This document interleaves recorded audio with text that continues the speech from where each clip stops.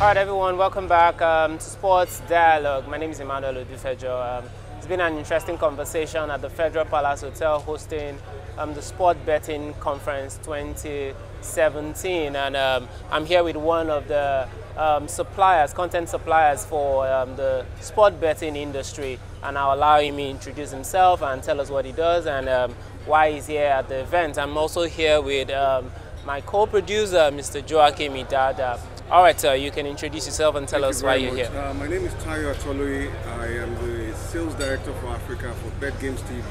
BetGames TV is a Lithuanian-based technology company that supplies live broadcasted content, betting content to betting operators across the world. Fantastic. So you've been here at the conference. Were you here yesterday? Yes, I'm an exhibitor at the conference and we've been here. Fantastic. Well, what's been your assessment? It's been a fantastic moment.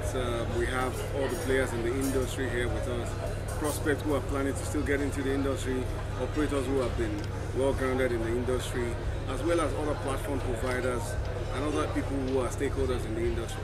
Fantastic. So you're a key stakeholder in the betting industry, and like we were discussing offline, it looks like the betting industry is very rife, abroad, in Europe and all of that. They support a lot of sporting activities. But here in Nigeria and maybe also by extension Africa, it doesn't look like sport betting is at the topmost level. What's your take around sport betting in Nigeria and maybe in Africa? Well, I want to understand your sentiments and assumptions.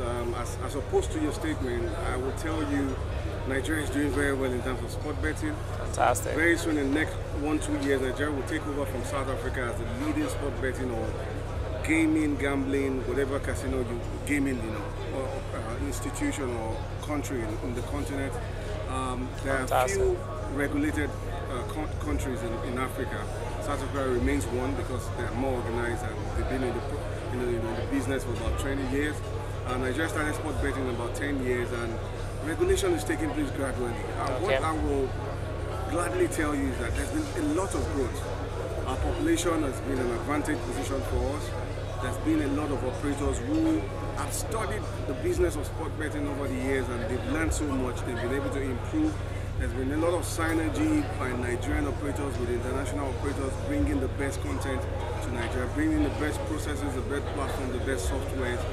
And there's been a lot of development, and I can tell you, this industry is huge. If I tell you the numbers Nigeria is generating on a monthly basis, you'll be surprised how well we have done. But we're still scratching the surface, and there's a whole lot more to be achieved. Fantastic. Yeah. Before we go deep into what's the difference between sports betting and gambling? All right, everything is under the umbrella of gambling, because gambling, as it is, you are trying to take a chance on an occurrence. You believe that you can speculate and guess on an outcome, and you're so sure that you can stake your money on the odds to win something. So it's all about the belief. It's all about based on luck. It's all about based on your passion. It's also based on a lot of knowledge, because there are times where you need to study historicals to understand what you're betting on to be able to bet. So it's all about sport betting. Generally means taking your chance on sporting events, whether virtual, whether real life, to actually make some revenue for yourself. So, and as opposed to gambling where there are casino games, there are lottery games where you're just taking chance against the number, but sporting has a relationship with sport. So in other parts of the world, you see where people bet on rugby, bet on cricket, bet on basketball, bet on football. But because Africa is a football crazy continent, we are so sure that we know the game, we know the clubs, we know the players, and we can base our judgment on the outcomes and stake our money. It is a passion, it's a way of life. So can you do a comparison between investing in shares and sport betting? It's all about speculation. You don't know the outcome of events. You can put your money on the share now because you see that there's a trajectory that the company is doing well. What if war happens? You don't have control over that. What if the company becomes bankrupt? What if there's been an occurrence where there maybe forex fluctuation, maybe there's certain conditions. So basically, all the risks are always there. Goes along with it. So you're a gambler if you're buying shares, more or less. So when people come out and say, oh, I don't gamble, but they buy shares. Well, it has to do with the ill-perceived nature of gambling. You know, in Nigeria, when you say gambling, in Yoruba, you say "untatete."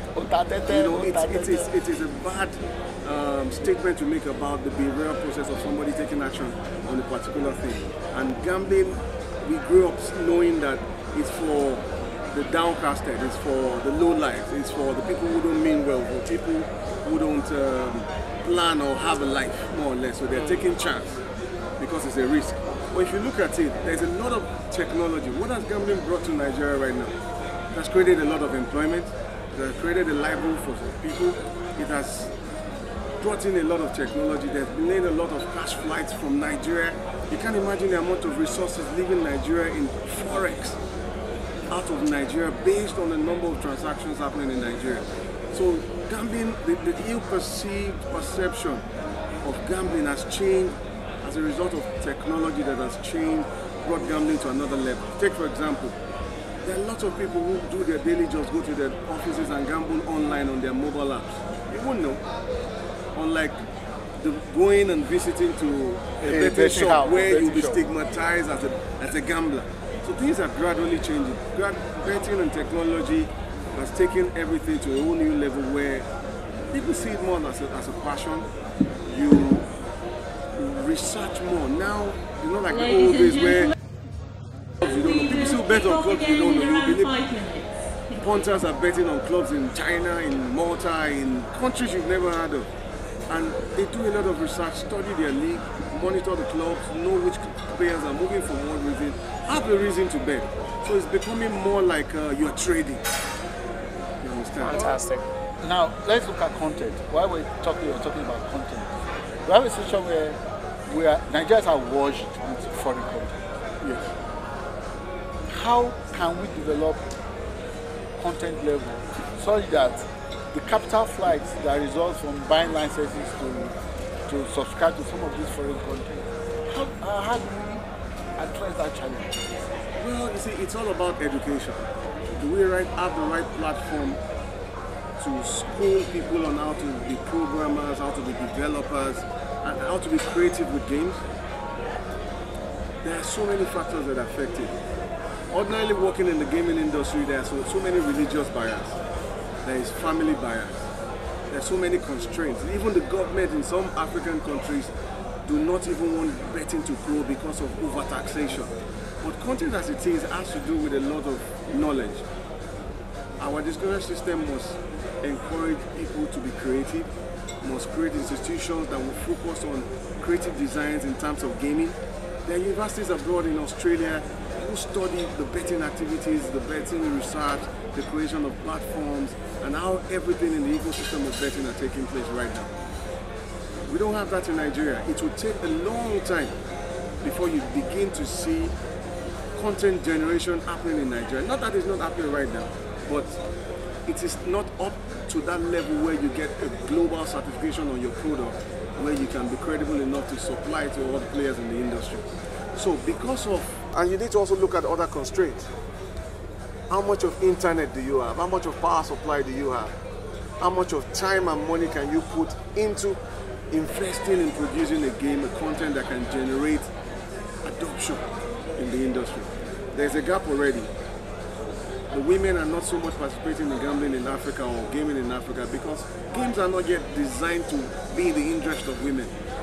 I'm sure you'll understand that a lot of women play Candy Crush right now. How come we don't find any betting company having Candy Crush as a game within their operation, even if they run it online?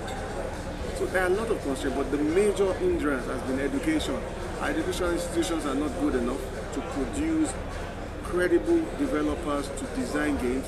They don't have the support from the banks, from regulatory body, from financing institutions to be able to buy the equipment to even make them be able to develop some of these platforms. So that's why you see the countries who thrive well in content provision are countries like Baltics, from Eastern Europe, from Lithuania, where they are known for technological advancement, they are known for developers, they are known for innovative ideas, and they have the support of financial institutions and investors to get these things going. So we're still far behind. Let's talk live sports. Yeah. Whether we like it or not, live sports is one of the critical, I think that's the bedrock of. Well, that's an assumption. live sport is seasonal. Yes. So that's a gap. But like for us, where we have a employment challenge, yes. Where if we look at the whole betting industry from a broader perspective, yeah. you cannot just take it in one compartment from the other compartment. Yeah. Live sports is a critical compartment when it comes to betting. Yes. We have a challenge in this country that for now, everybody talks football, and you said football is seasonal. Yes. So that means necessary that when football is not on, exactly, there should be other sports that is being developed. No doubt, so no doubt there are other sports. Yes. But the constraint in terms of live sport, particularly to Nigeria, is what is the credibility of our league? That's the question. It might not be football. Yeah, that I'm saying. What is the credibility? Pool, what is the credibility behind our organized sports in Nigeria? There's a lot of match fixing.